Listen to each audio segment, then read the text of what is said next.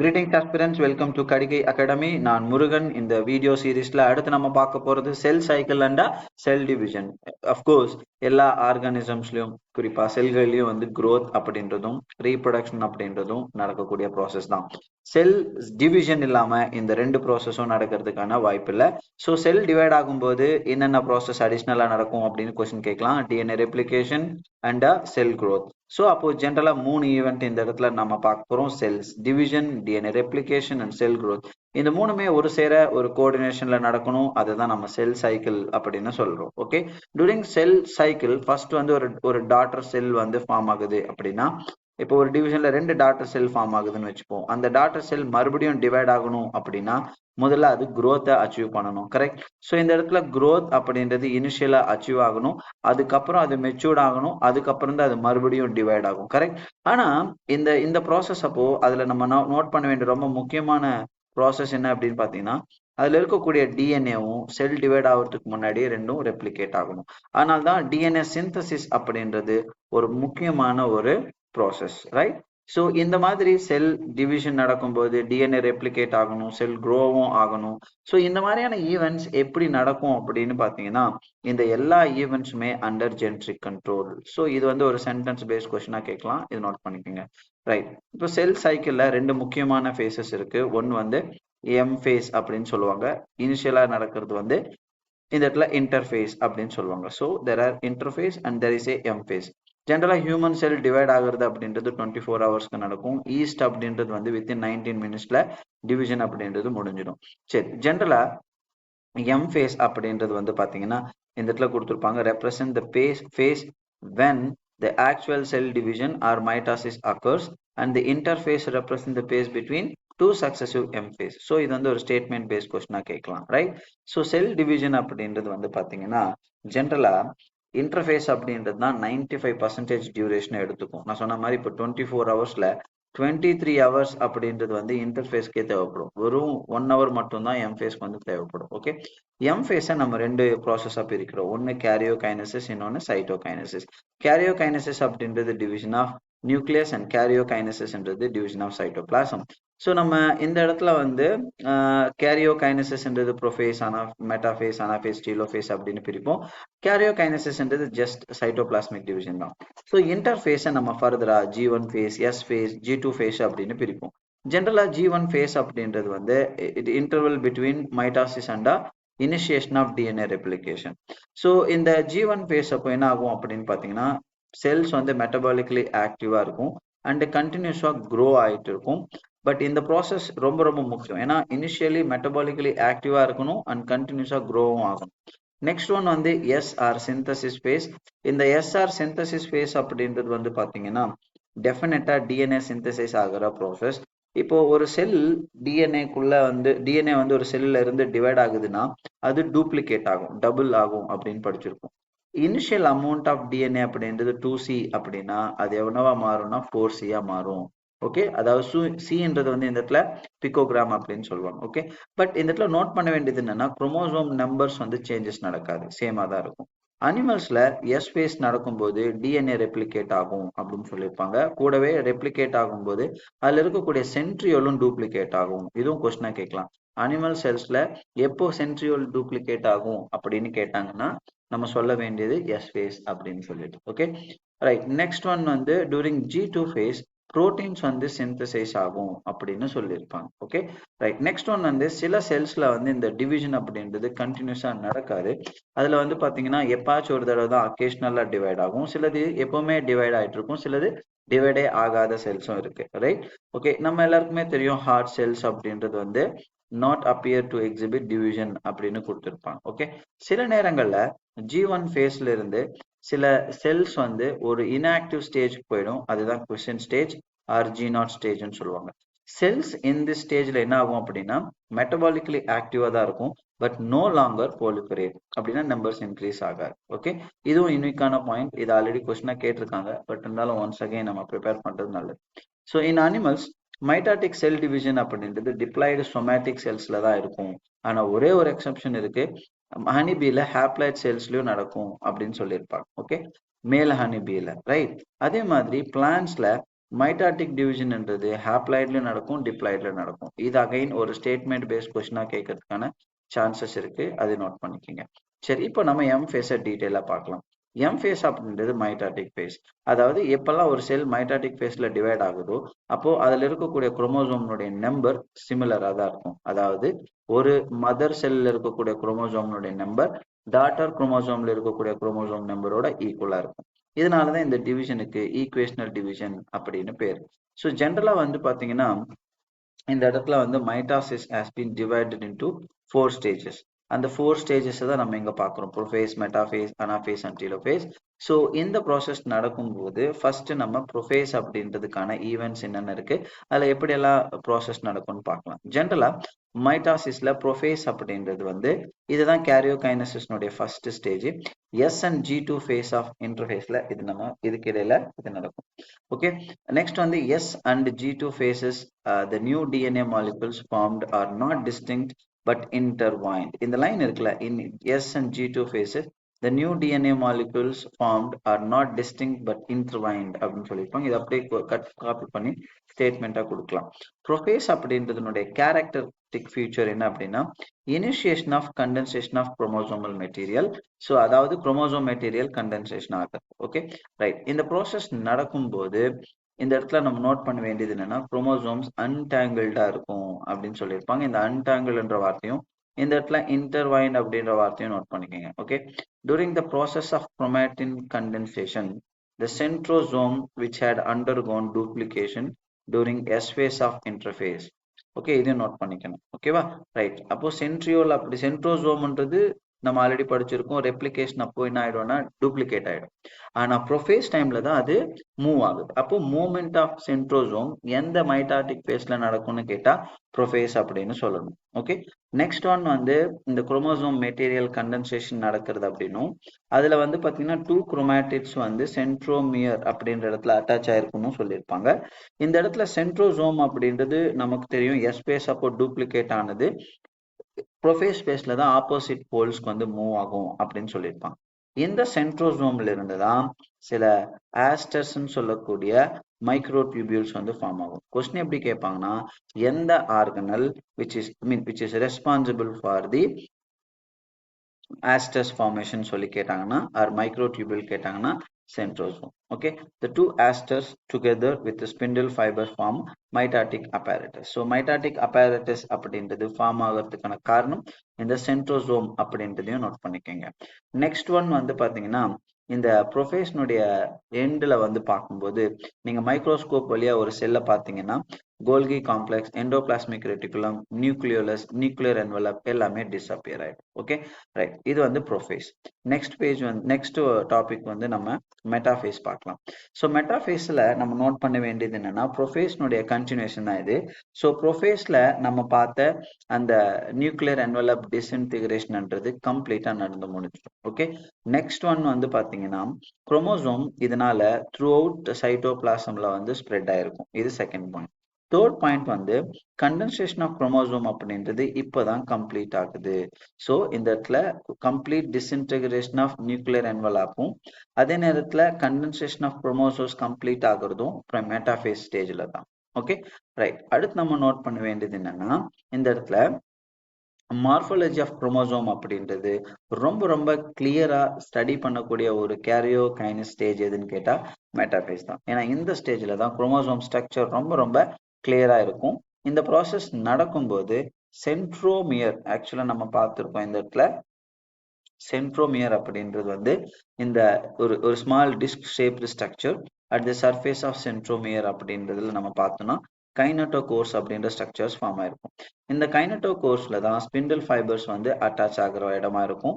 So இது ரொம்ப ரொம்ப முக்கியமான ஒரு பாயிண்ட். ஓகே, ஸோ மெட்டாஃபேஸ்னுடைய யூனிக்கான கேரக்டர் என்ன அப்படின்னு பார்த்தீங்கன்னா எல்லா குரோமோசோமும் ஒரே இடத்துல இந்த மெட்டாஃபேஸ் பிளேட் அப்படின்றது செல்லினுடைய சென்டர் பிளேஸ்ல வந்து அரேஞ்ச் ஆகும். அதுவும் இந்த மெட்டாஃபேஸ் ஸ்டேஜினுடைய யூனிக்கான கேரக்டர். அதுதான் நம்ம மெட்டாஃபேஸ் பிளேட் அப்படின்னு சொல்றோம்.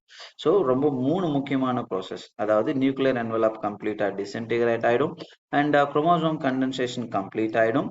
ஓகே, ஸ்பிண்டில் ஃபைபர் அப்படின்றது கைனட்டோகோரோட அட்டாச் ஆகும். Okay right. இந்த ரெண்டு ஈவெண்ட்டும் தான் இந்த இடத்துல கொடுத்துருப்பாங்க. நெக்ஸ்ட் வந்து அனாஃபேஸ். அனாஃபேஸ் அப்படின்றது நம்ம எப்படி புரிஞ்சுக்கலாம் அப்படின்னு பார்த்தீங்கன்னா, மெட்டாஃபேஸ்க்கு அப்புறம் எல்லா ஸ்பிண்டில்ஸும் அந்த ஜென்ரலா வந்து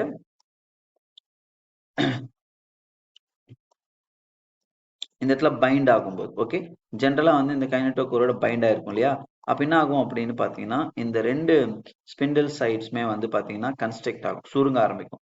அப்ப என்ன ஆகும்னா the each spindle fiber will pull respective chromatids in their particular direction. Okay, as each chromosome moves away from the equatorial plate, the centromere of each chromosome remains directed towards the pole, hence at the leading edge with the arms of chromosome trailing behind அப்படின்னு சொல்லியிருப்பாங்க. So நம்ம ஜென்ரலா வந்து பாத்தீங்கன்னா இதுதான் இந்த இடத்துல நீங்க பாக்குறது தான்.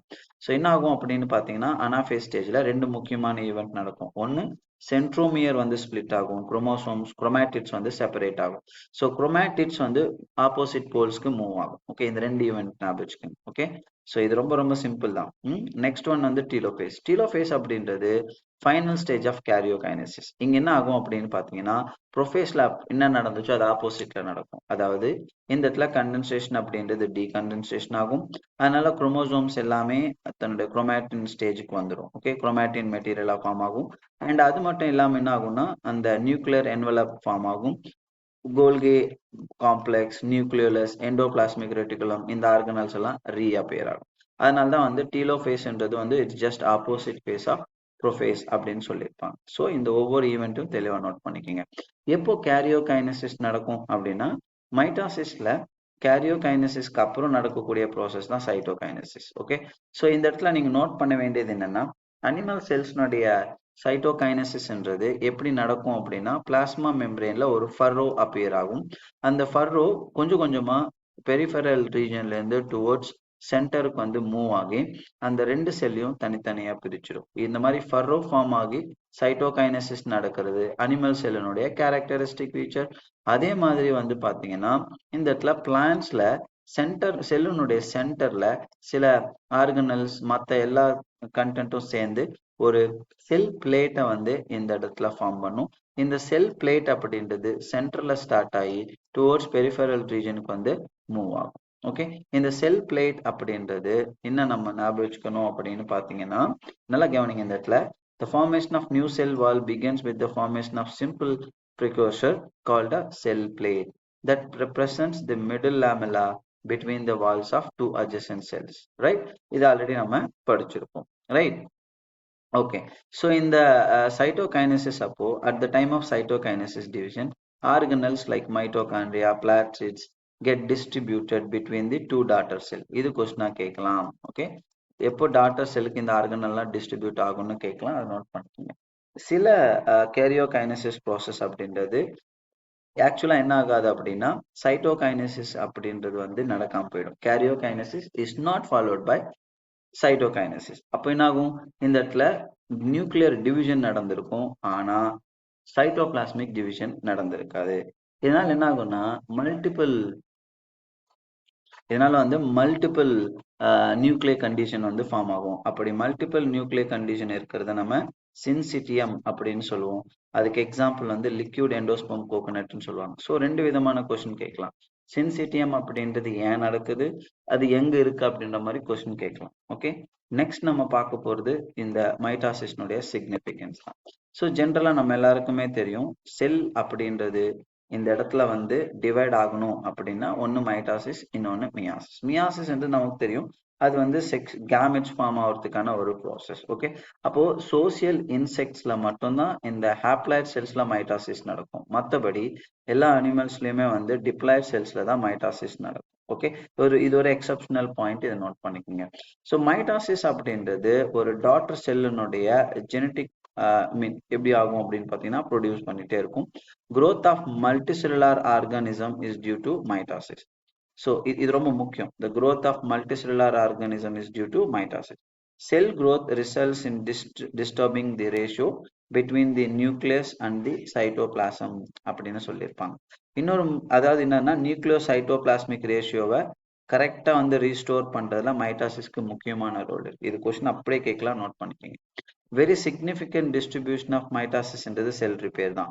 ஏன்னா எப்பெல்லாம் செல் வந்து டேமேஜ் ஆகுதோ அப்போ அந்த ரிப்பேரிங் நடந்து செல்ஸ் வந்து ரிஜுவினேட் ஆகிட்டே இருக்கும். ஓகே, ஸோ அது மட்டும் இல்லை, மெரிஸ்டமேட்டிக் டிஷ்யூஸில், அதாவது எப்பிக்கல் லேட்ரல் கேம்பியமில் வந்து பார்த்தீங்கன்னா மைட்டாட்டிக் டிவிஷன் அப்படின்றது நடந்துகிட்டே இருக்கும். அதனால தான் பிளான்ஸ்ல வந்து கண்டினியூஸ் க்ரோ ஆகிட்டு இருக்கும் அப்படின்னு சொல்லியிருப்பாங்க. ஸோ இந்த இடத்துல இருக்கக்கூடிய ஒவ்வொரு சிக்னிஃபிகண்ட் பாயிண்ட்டும் நோட் பண்ணிக்கோங்க. ரைட், இப்போ நம்ம மைட்டாசிஸ் முடிச்சிட்டோம். இப்போ மியாசிஸ் பார்க்கலாம். மியாசிஸ்ன்றது ஒரு ரிடக்ஷன் டிவிஷன்.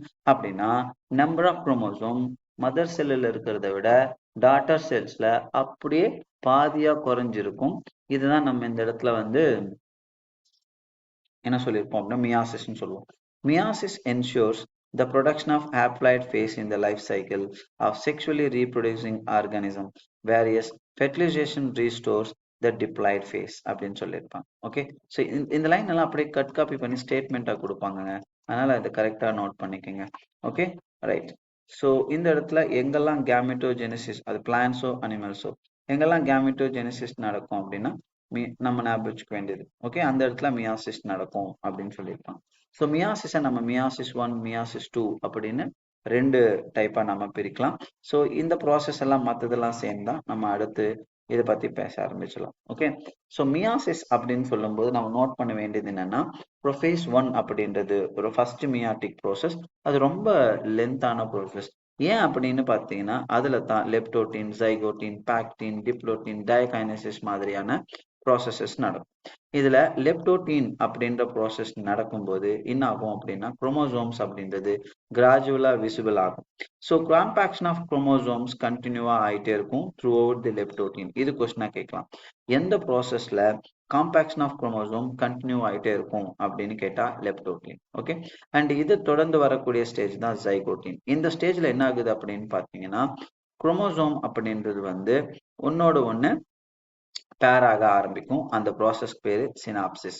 ஸோ இது வந்து நம்ம என்ன சொல்லுவோம் அப்படின்னா ஹோமோலோகஸ் குரோமோசோம்ஸ் அப்படின்னு சொல்லுவோம். So electron micrograph of this stage indicates that chromosome synapsis is accompanied by the formation of complex structure called synaptonemal complex. அப்போ இந்த synaptonemal complex அப்படின்றது ஞாபகம் வச்சுக்கணும். எதுக்கு தேவைப்படும் அப்படின்னா சினாப்சிஸ்னா என்ன, ரெண்டு ஹோமோலோகஸ் குரோமோசோம்ஸ் ஒன்னோட ஒன்று ஜாயின் ஆகுது. ஸோ இப்படி ஜாயின் ஆகுற அந்த ஹோமோலோகஸ் குரோமோசோம்ஸ் நம்ம பைவேலண்ட்னு சொல்லலாம், இல்லைன்னா டெட்ராய்டு அப்படின்னு சொல்லலாம். Okay, however these are more clearly visible at the next stage அப்படின்னு சொல்லியிருப்பாங்க. அப்போ இந்த இடத்துல எப்போ கிளியரா தெரியும் அப்படின்றது அடுத்த ஸ்டேஜ் தான். ஸோ இப்போ இந்த பார்த்த நம்ம ஃபர்ஸ்ட் 2 ஸ்டேஜஸ் ஆஃப் ப்ரோஃபேஸ் அப்படின்றது ரொம்ப ரொம்ப ஷார்ட் லைவ்டா இருக்கும்.